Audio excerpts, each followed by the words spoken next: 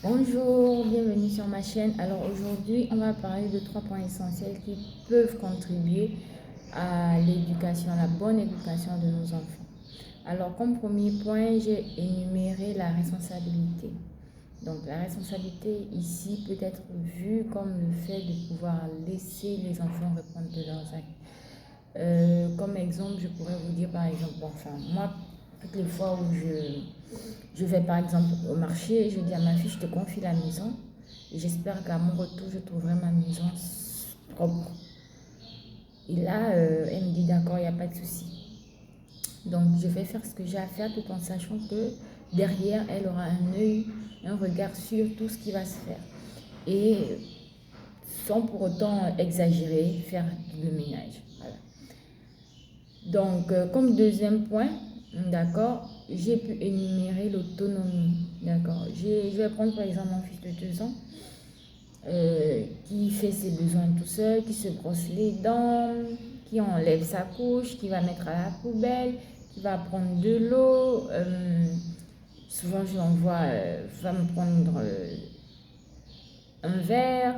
Je sais bien que ça peut l'échapper des mains, c'est pas prudent, on te griffe, ok d'accord, mais je commence à lui faire confiance. Donc, lui dire en fait qu'il a la possibilité de faire certaines choses, d'avoir accès à certaines choses dont il a besoin pour pouvoir assouvir ses besoins personnels. Donc, ici, je vais lui dire,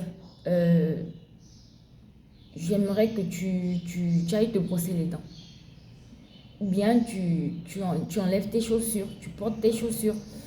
Même s'il porte les chaussures à l'envers dans le pied gauche et le pied droit, mais néanmoins, il a fait de lui-même. Et je lui dis ça, c'est pas le bon pied. Il faut changer, donc il va alterner. Et ensuite, comme troisième point, c'est la cohérence qui va venir soutenir tout ce qu'on a dit tantôt. Donc ici, c'est de laisser, lorsqu'on dit à un enfant de faire quelque chose, c'est de laisser l'enfant faire, même si c'est mal fait. Ensuite, lui dire, ça, c'est pas bien fait.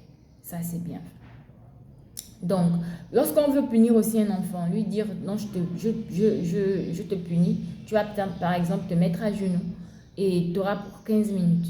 Tant que les 15 minutes ne sont pas arrivées, on ne lève pas la punition. Sinon, l'enfant ne va pas comprendre pourquoi.